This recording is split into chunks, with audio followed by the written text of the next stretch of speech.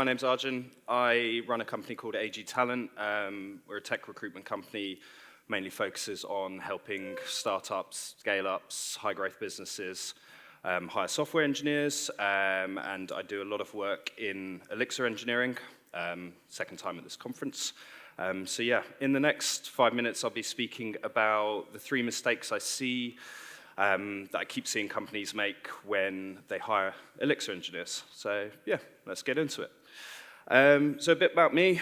Spent over 14 years in tech recruitment, 4 focused on Elixir. I love the community that Elixir has. And yeah, as I said, second Elixir conference that I've attended, met up with a couple of people that I met last time, had a few beers last night, probably some more beers this evening, so should be fun. But yeah, I'm not an engineer. I studied computer science for a year at university. It wasn't for me. I'm now vibe coding in Claude, building internal tools to help improve my work. Thankfully, I haven't leaked any API keys yet, or run up any massive token bills, but there's still a chance. So, the most common thing I hear at the start of a search is, we need a senior Elixir engineer.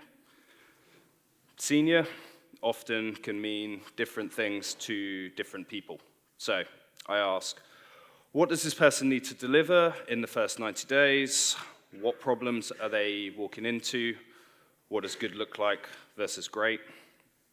Quite often, nobody can answer those questions, so it becomes a difficult start to the search.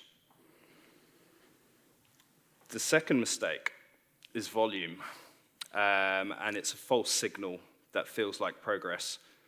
You open a role, applications come in, the team thinks the market is super active, you've got options. What actually is happening is that the filtering criteria up front is too weak. No one has defined what strong signal looks like, so everyone who's used Elixir in some capacity roughly looks relevant, which doesn't always equate into a strong Elixir engineer.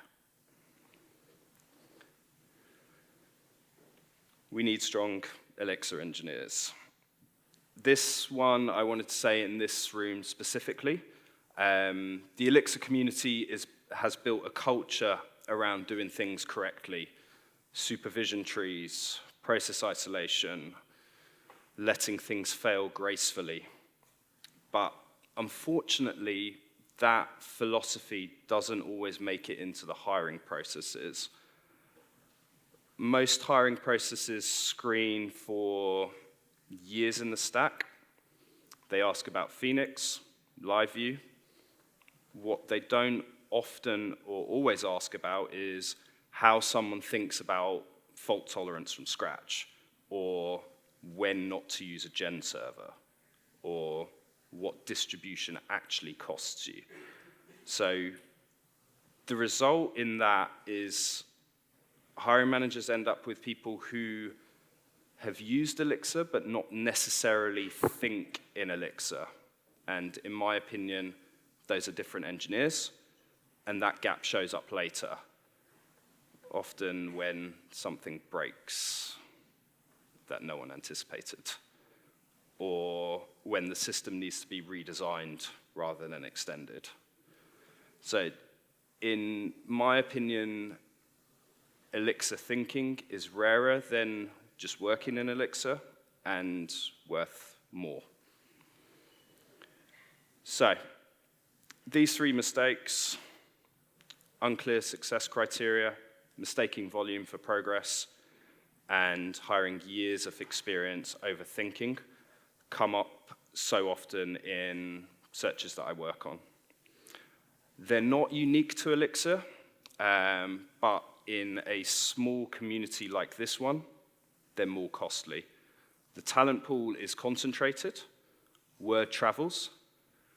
A slow or misaligned process doesn't just lose you a candidate, it damages your reputation with the engineers you haven't approached yet. So if this sounds familiar, come find me. I'm around all conference.